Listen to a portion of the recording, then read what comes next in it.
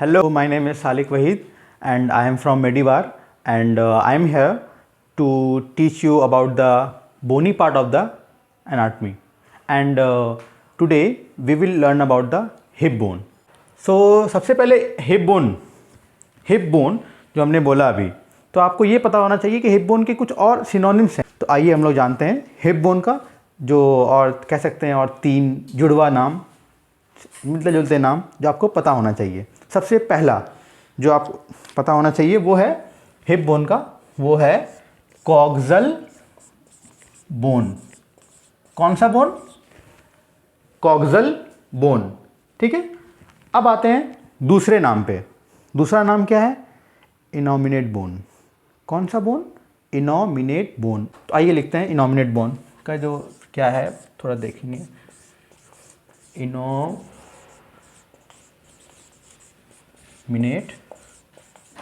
Bone. और जो तीसरा नाम है वो है पेल्विक बोन। कौन सा बोन? Pelvic bone.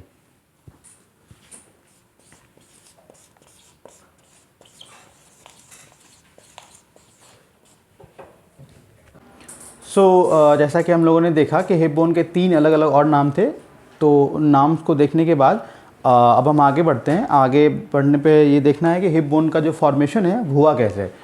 तो 3 अलग अलग बोन जो थी वो आपस में फ्यूज़ होकर हिप बोन का फॉर्मेशन करती हैं। तो आइए देखते हैं कि ये जो 3 अलग अलग बोन्स हैं उसका क्या नाम है। ठीक है, तो सबसे पहला जो नाम है वो है आइलियम। क्या नाम है? स्पेलिंग थोड़ा ऊपर नीचे हो सकता है बट नाम पे फोकस कीजिए। जो पहला नाम है वो क्या था? आइलियम। उसके बाद है आपका इस्चियम।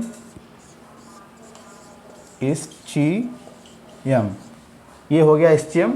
और जो तीसरा है वो है प्यूबिस। क्या है? प्यूबिस। तो मैंने जैसे बताया 3 बोन आपस में फ्यूज़ होकर हिप बोन का फॉर्मेशन करती हैं। सबसे पहला आइलियम, दूसरा इस्चियम और तीसरा प्यूबिस। ठीक है, अब तो ये हम लोगों ने देख लिया। तो ये फ्यूज़ होती कब हैं?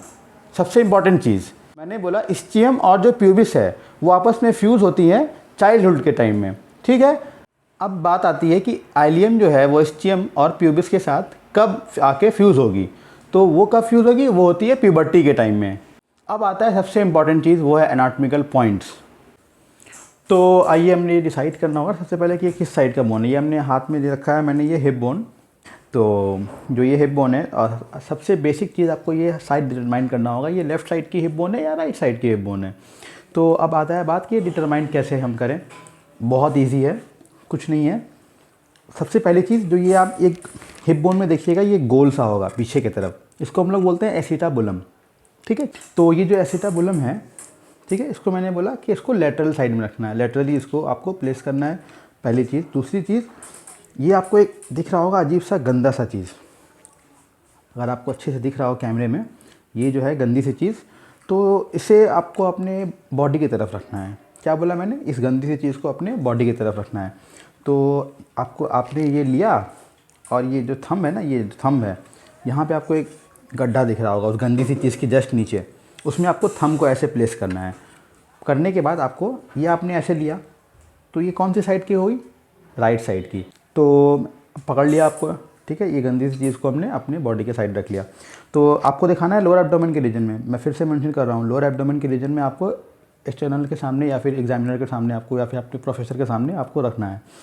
तो क्योंकि कैमरे के एंगल की वजह से मैं आपको यहाँ दिखा रहा हूँ, देखिए आपको ये ऐसे करके इस तरह से पकड़ना है, क्योंकि ये एक हिप बोन इधर से आएगी, इसमें ये जुड़ेगी और प्यूबिक सिम्फाइसिस बनेगी। तो इसी तरह से आपको ये ऐसे एनाटॉमिकल पोजीशन में होल्ड करना है। ठीक है, कर लिया आपने होल्ड।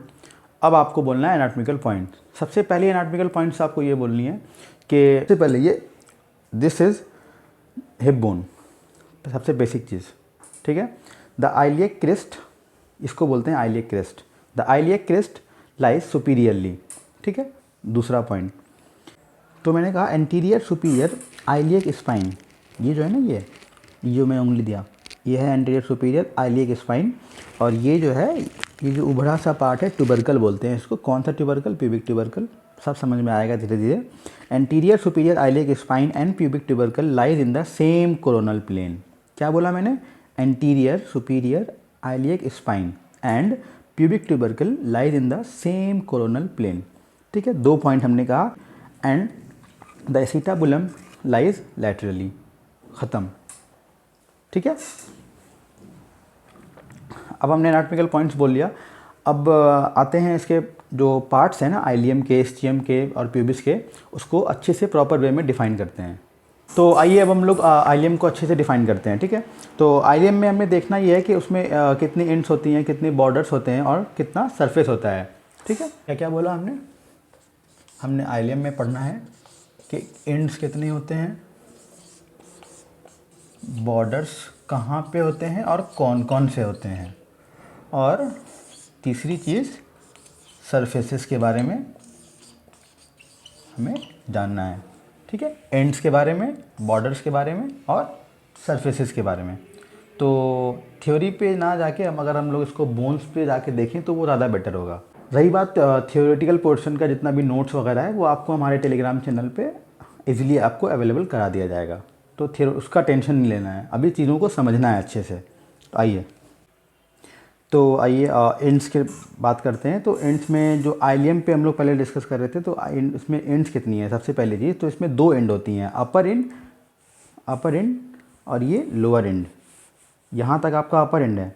बोलना कैसे है तो मैं बताता हूँ। जो एंटीरियर सुपीरियर आइलियक स्पाइन है, ठीक है, वहाँ से पोस्टीरियर सुपीरियर आइलियक स्पाइन, ठीक है, इतना हिस्सा यानी कि, ठीक है, ये आपका हो गया, क्या हो गया? अपर एंड का हिस्सा हो गया।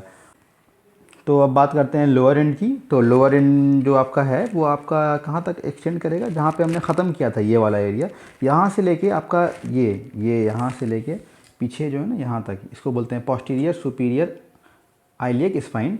तो इतना हिस्सा छोड़ के इतना हिस्सा नीचे तक में, नीचे के तरफ तक में, अब लगभग यहाँ तक जहाँ पे आपका एस्चियम और प्यूबिस जो है फ्यूज़ करती हैं, वहाँ तक आपका लोअर एंड होता है। उसके बाद फिर आपका अब आते हैं स्पाइन के बारे में हम लोग थोड़ा जान लेते हैं। तो स्पाइन जो 4 होती हैं आइलियम में, कौन कौन से होती है जो मैं ये बता दूं आपको। ये है एंटीरियर सुपीरियर आइलियक स्पाइन, ठीक है, और एक उस पर आप देखिएगा वहाँ ख़त्म होते ही एक हल्का सा थोड़ा सा एक छोटा सा नॉच होगा।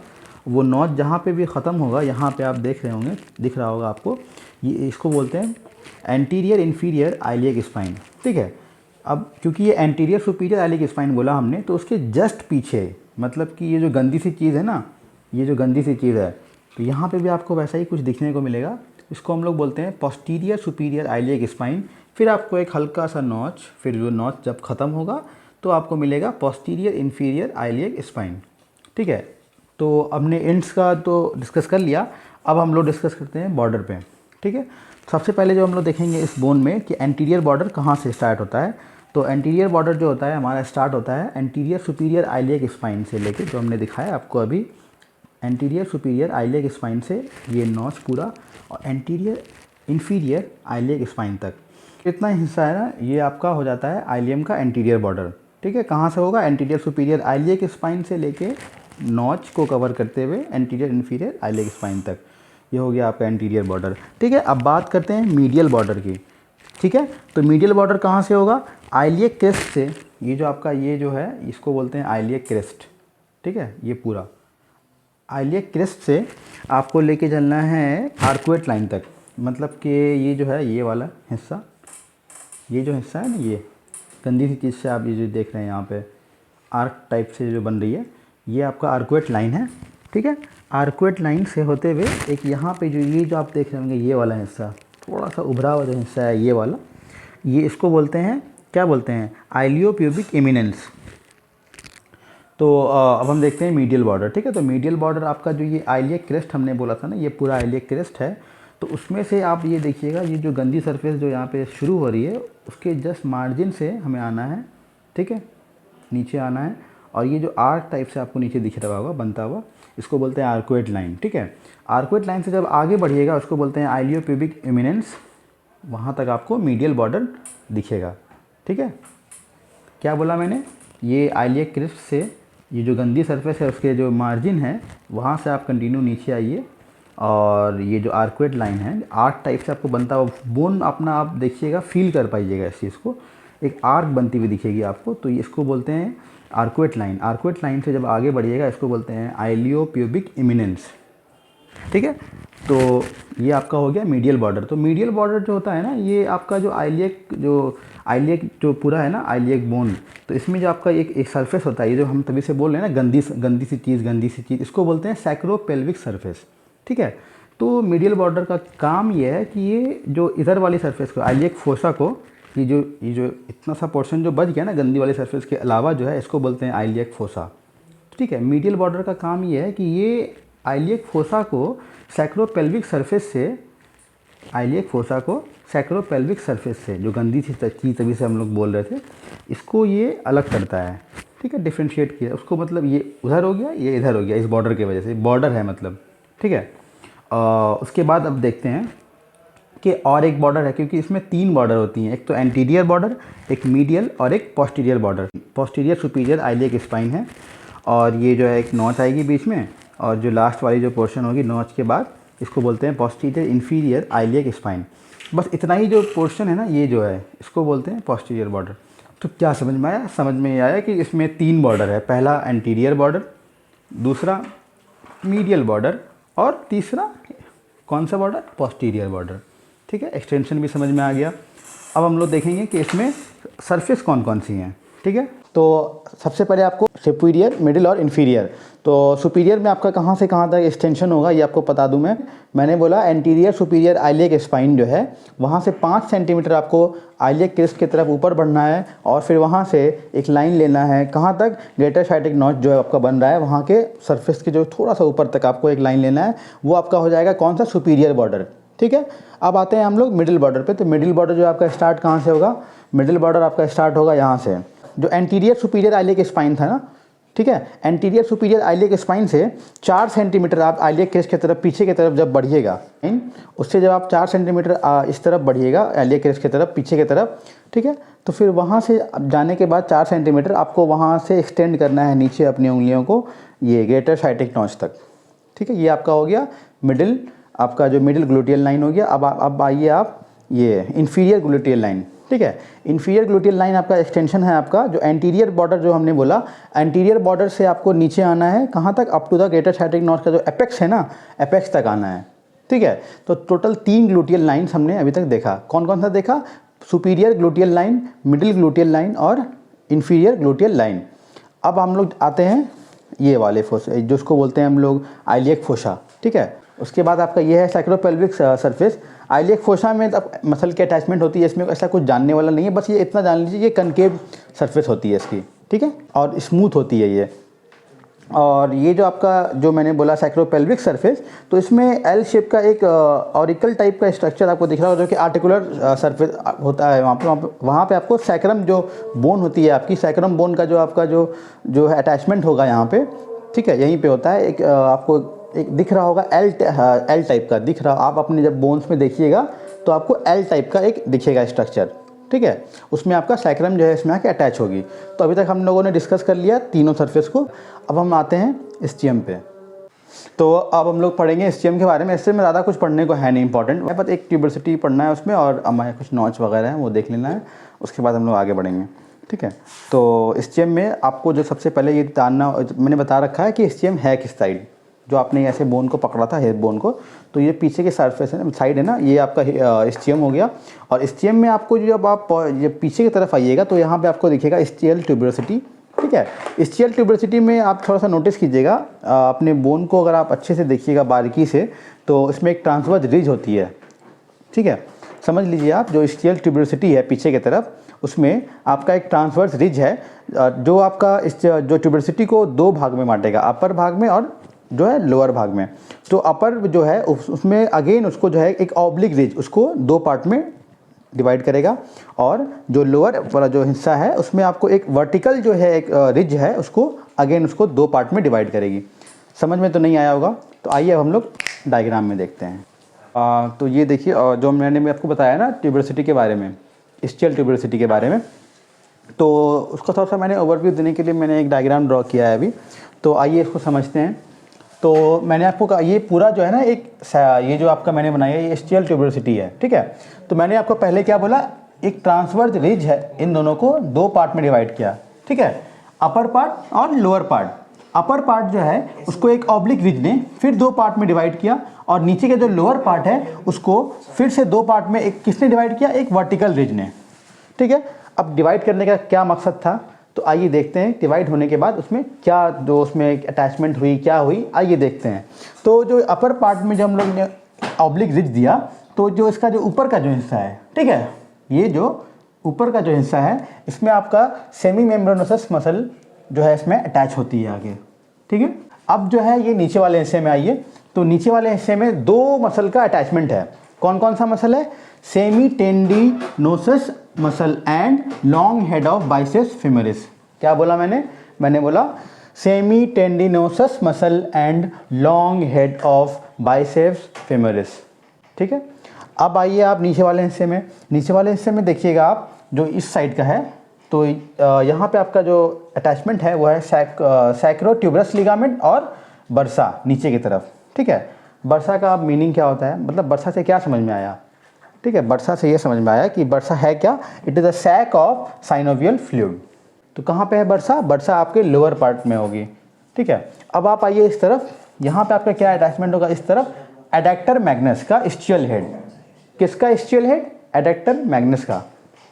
तो मैंने जो अभी इतना बोला, क्या बोला मैंने बोला एक स्टियल ट्यूबरोसिटी थी। स्टियल ट्यूबरोसिटी में सबसे पहले तो हम लोगों ने एक ट्रांसवर्स रिज देखा, उस ट्रांसवर्स रिज को उसने डिवाइड किया अपर पार्ट में और लोअर पार्ट में। अपर पार्ट में हम लोगों ने देखा कि एक ऑब्लिक रिज आई, इस ऑब्लिक रिज ने फिर अगेन उसको दो पार्ट में डिवाइड किया, उन दो पार्ट में से फिर ऊपर वाले पार्ट को सेमी मेम्ब्रेनोसस मसल ने आके अटैचमेंट दिया, और नीचे वाले पार्ट को सेमी टेंडिनोसस मसल और long head of biceps femoris ने आके अटैचमेंट दिया, और जो नीचे वाला हिस्सा है उसको फिर से एक वर्टिकल रिज ने दो पार्ट में डिवाइड किया। उस दो पार्ट को डिवाइड होने के बाद जो इस तरफ वाला जो मैं उंगली जहाँ पे मेरी रखी है अभी, उस वाले हिस्से में क्या अटैचमेंट हुई, सैक्रोट्यूबरस लिगामेंट, और नीचे में क्या अटैचमेंट हुई, बर्सा। और उस वाले तरफ में अगर आप देखिएगा तो उधर वहाँ पे क्या अटैच है, एडेक्टर मैग्नस का स्टियल हेड। कहानी ख़त्म, ठीक है। ट्यूबरस में और इससे ज़्यादा कुछ नहीं पढ़ना है, ठीक है। उसके बाद अब हम देखते हैं कुछ चीज़ें और हैं जो आपको देखना होगा इधर, कि आपने देखा होगा जो मैंने आपको बोला था ये गंदी सी चीज़ है, ठीक है, गंदी सी चीज़ मैंने आपको बोला था ना उस टाइम। तो इसमें आपको एक ग्रेटर साइटिक नॉच सुना होगा आपने, क्या बोला था, मैं आपको बता रहा हूँ, एक लिख के समझाता हूँ। ये आपका जो मैंने आपको बोला था ना, एक एल शेप का एक ऑरिकल सरफेस होती है, ये देखिए यहाँ पे मैंने आपको बोला था ना, ये सैक्रोपेल्विक सरफेस है। सैक्रोपेल्विक सरफेस के यहाँ पे एक एल शेप की एक अटैचमेंट होने वाली, मतलब कि एक आर्टिकुलर सरफेस है, जो वहाँ पे जो ख़त्म होती है ना, तो यहाँ पे आप देखेंगे एक नॉच होता है। नॉच मतलब आप समझ रहे हैं, एक मतलब एक गड्ढा वाला पोर्शन। ये जो पोर्शन है ना, ये वाला पोर्शन, इसे बोलते हैं, क्या बोलते हैं, इसे बोलते हैं ग्रेटर साइटिक नॉच। और मतलब ग्रेटर साइटिक नॉच के बाद ख़त्म होने के बाद यहाँ पे आता है लेसर साइटिक नॉच। बीच में एक होता है जिसको हम लोग बोलते हैं स्टियल स्पाइन। इस वाले बोन में तो प्रोमिनेंट दिख नहीं रहा है, ये टूट गई है, बट आपको अपने बोन में हो सकता है शायद आपको दिख जाए। तो ये ग्रेटर साइटिक नॉच है, बीच में स्टियल स्पाइन है, और ये आपका लेसर साइटिक नॉच है, ठीक है। अब ये है कि जो ग्रेटर साइटिक नॉच के बारे में थोड़ा सा मतलब समझ ली जाए, तो ग्रेटर साइटिक नॉच जो है, ग्रेटर साइटिक नॉच जो है ये फोरामेन में कन्वर्ट होती है, ठीक है। तो अब आपका सवाल होगा कि लेसर साइटिक नॉच भी होती होगी, ऑब्वियसली लेसर साइटिक नॉच भी फोरामेन में कन्वर्ट होती है, ठीक है। तो मैंने बोला कि ग्रेटर साइटिक नॉच जो है वो ग्रेटर साइटिक फोरामेन में कब कन्वर्ट होगी, और lesser sciatic notch greater sciatic foramen में कब कन्वर्ट होगी। तो आइए देखते हैं। जो ग्रेटर साइटिक नॉच है ना, तो आप देखिएगा ये जो सैक्रल सरफेस थी, ठीक है, तो सैक्रल सरफेस से एक जो ये मैंने बोला आपको स्टियल स्पाइन होती है ना जो यहाँ पे, तो सैक्रोस्पाइनस लिगामेंट होती है एक, जो ग्रेटर साइटिक नॉच को ग्रेटर साइटिक फोरामेन में कन्वर्ट करती है। सैक्रोस्पाइनल लिगामेंट क्या करती है, ये ग्रेटर साइटिक नॉच को ग्रेटर साइटिक फोरामेन में कन्वर्ट कर देती है। अब बात उठता है कि ये जो आपका लेसर साइटिक नॉच है उसको फोरामेन में कन्वर्ट कौन करेगा, तो उसको जो फोरामेन में कन्वर्ट करेगी ये आपका सैक्रल सरफेस है ना, यहाँ से एक और आएगा लिगामेंट जो कि आपका ये आपका नीचे तक, यहाँ तक जो आपका जो ट्यूबरोसिटी वाला जो हिस्सा है ना पीछे की तरफ, यहाँ तक आपका एक लिगामेंट अटैच होती है इस तरह से, और उसको बोलते हैं सैक्रोट्यूबरस लिगामेंट, जो लेसर साइटिक नॉच को लेसर साइटिक फोरामेन में कन्वर्ट कर देती है, ठीक है। ख़त्म हो गया बात। तो जैसा कि हम लोगों ने अभी तक में आइलियम और एसटीएम का पूरा देख लिया, अब हम लोग शुरू करते हैं प्यूबिस के बारे में। तो जैसा कि हम सब जानते हैं कि जो प्यूबिस है ना, वो जो हिप बोन है उसका सबसे छोटा अब जो है कि जो कह सकते हैं छोटा बोन है, छोटा पार्ट है, ठीक है। तो प्यूबिस में हम आप देखेंगे कि ज़्यादा कुछ नहीं है प्यूबिस में। प्यूबिस में हमें बस ये देखना है कि प्यूबिस में एक जो एंटीरियर साइड में एक प्यूबिक ट्यूबरकल दिख रहा होगा आपको, अच्छे से अगर गौर से आप देखिएगा तो एक प्यूबिक ट्यूबरकल आपको दिख रहा होगा एंटीरियर साइड में, ठीक है। उसके बाद जो हमने याद है आपको, हम लोगों ने उसमें कहा था एनाटॉमिकल पॉइंट में कि that anterior superior iliac spine and pubic tubercle lie in the same coronal plane. तो प्यूबिक ट्यूबरकल कहाँ पे था, ये प्यूबिस का एक पार्ट था जो कि एंटीरियरली लाई कर रहा था, तो वहाँ पे देखिए प्यूबिक ट्यूबरकल है ना, ठीक है। अब आते हैं हम लोग जो प्यूबिस का तो वो देख लिया, अब आते हैं इसका जो ये आर्टिकुलर पार्ट है किसका, प्यूबिस का। तो इसमें क्या है ना कि जो दूसरी हिप बोन है वो उसमें अटैच होती है आगे, और secondary type of cartilaginous joint ये फॉर्म करती है। तो इसका जो ये इंपॉर्टेंस ये है ना, क्लिनिकल इंपॉर्टेंस एक तरह से आप कह सकते हैं, क्लिनिकल इंपॉर्टेंस ये है कि जब आपका पार्चुरेशन का टाइम होता है तो उस टाइम की डायलेट हो जाती है, ताकि जो पार्चुरेशन में थोड़ा हेल्प मिल सके, ठीक है। उसके बाद आप प्यूबिस में एक और चीज़ आप नोट कीजिएगा, तो ये प्यूबिस में जो आपका एंटीरियर साइड में यहाँ से एक लाइन आती है, जो मैंने आपको बताया था मीडियल बॉर्डर के टाइम के कि आइलियो प्यूबिक इमिनेंस जहाँ पे रुकी थी ना, तो वहाँ से शुरू होती है, ठीक है। उस तरफ से अगर आइएगा आप इस तरफ से, बट अगर हम प्यूबिस की तरफ से अगर बात करें तो यहाँ से आपको एक लाइन आएगी जिसको बोलते हैं पेक्टिनियल लाइन। कौन सी लाइन, पेक्टिनियल लाइन, ठीक है। तो पेक्टिनियल लाइन दिख रहा होगा आपको, पेक्टिनियल लाइन, पेक्टिनियल लाइन जहाँ पे ख़त्म होती है ना, वहीं से आपका वो आइलियो प्यूबिक इमिनेंस शुरू होती है। फिर यहाँ पे आपका आर्कुएट लाइन, याद है मैंने आपको कहा था गंदी चीज़ से जो यहाँ पे हम लोगों ने शुरू किया था मीडियल बॉर्डर, तो बस वही चीज़ है ये, मतलब ये आपका मैं आपको बताना रिलेट करना चाह रहा था। तो ये जो आपका ये कौन सा लाइन है, पेक्टिनियल लाइन, ठीक है। तो अपना प्यूबिस हो गया ख़त्म, यहीं पे ज़्यादा कुछ दिमाग लगाना नहीं है। तो आइए अब हम जानते हैं ऑब्स्ट्रक्टर फोरामेन के बारे में, ठीक है। तो ये जो है ना आपका ये जो है आपका ऑब्स्ट्रक्टर फोरामेन बोलते हैं इसको, ठीक है। तो ऑब्स्ट्रक्टर फोरामेन में ज़्यादा कुछ नहीं है, बस इतना हमें याद रखना है कि जो ऑब्स्ट्रक्टर फोरामेन है उसमें आप देखिएगा एक ऑब्स्ट्रक्टर ग्रूव होती है, यहाँ पे आपको दिख रहा होगा ऑब्स्ट्रक्टर ग्रूव होती है यहाँ पे, ठीक है। ये जो आपको दिख रहा होगा ऑब्स्ट्रक्टर ग्रूव, ठीक है। अब ऑब्स्ट्रक्टर ग्रुप में से आप याद रखिएगा बस ज़्यादा कुछ नहीं है, ऑब्स्ट्रक्टर नर्व्स एंड वेजल्स पास होती हैं। वेजल्स तो पता ही होगा ना, आर्टरीज और वेन्स को मिला के आप कहते हैं वेजल्स, तो इसमें से ज़्यादा कुछ नहीं पास हो रही है, ऑब्स्ट्रक्टर नर्व्स एंड वेजल्स पास हो रही है। और एक चीज़ याद रखना है ऑब्स्ट्रक्टर फोरामेन में कि जो फोरामेन है ना उसको क्लोज करके रखा है, मतलब एक लेयर एक समझिए आप उसके ऊपर है, ऑब्स्ट्रक्टर मेम्ब्रेन की जो लेयर है इसके ऊपर, ठीक है। ऑब्स्ट्रक्टर फोरामेन में ज़्यादा कुछ नहीं देखना है, इतना ही देखना था। अब आते हैं हम लोग एसिटाबुलम की तरफ, ठीक है। तो एसिटाबुलम में ये आप याद रखिएगा कि ये जो पीछे वाला हिस्सा है ना, जो लेटरली साइड जो रहता है, तो एसिटाबुलम में आपका एक वाई शेप का एक कार्टिलेज होती है। कौन से शेप की, वाई शेप की कार्टिलेज, जो इसका काम ये है कि जो तीनों बोन्स का हम लोगों ने नाम बोला ना हिप बोन में, कौन कौन सा, आइलियम, इस्चियम और प्यूबिस, इन तीनों को जोड़ के रखने का जो काम करती है वो कौन करती है, ये वाई शेप की कार्टिलेज, जो कि प्राइमरी कार्टिलेजिनस जॉइंट फॉर्म बना रही है, ठीक है। उसके बाद अब सवाल ये उठता है कि ये एसिटाबुलम फॉर्म कैसे हुई, ठीक है। तो एसिटाबुलम फॉर्म जो होती है ना, वो 2/5 part of the ileum, 2/5 part of the ischium, और क्योंकि प्यूबिस बहुत छोटा हिस्सा है तो 1/5 पार्ट ऑफ द प्यूबिस। तो आपको अगर हमारा वीडियो पसंद आया हो तो ज़रूर से ज़रूर उसको लाइक करें, सब्सक्राइब करें, शेयर करें, और अगर कोई इसमें अगर कुछ खामियां अगर रह गई हों तो आप हमें पर्सनल डीएम कर सकते हैं या कमेंट बॉक्स में उसे आप बता सकते हैं। और हमारे साथ जुड़े रहने के लिए हमारा इंस्टाग्राम जो चैनल है उसका लिंक आपको एक डिस्क्रिप्शन बॉक्स में हमारा दिया हुआ है, उसमें आप क्लिक करिए, हमसे आप ज्वाइन हो सकते हैं। और नोट्स का जो मसला है वो आप हमारे जो टेलीग्राम चैनल है उस वहाँ से आपको नोट्स जो है प्रोवाइड कर दी जाएंगी, जिसका जो लिंक है हमने डिस्क्रिप्शन बॉक्स में दे रखा है, ठीक है। तो खुदा हाफ़िज़।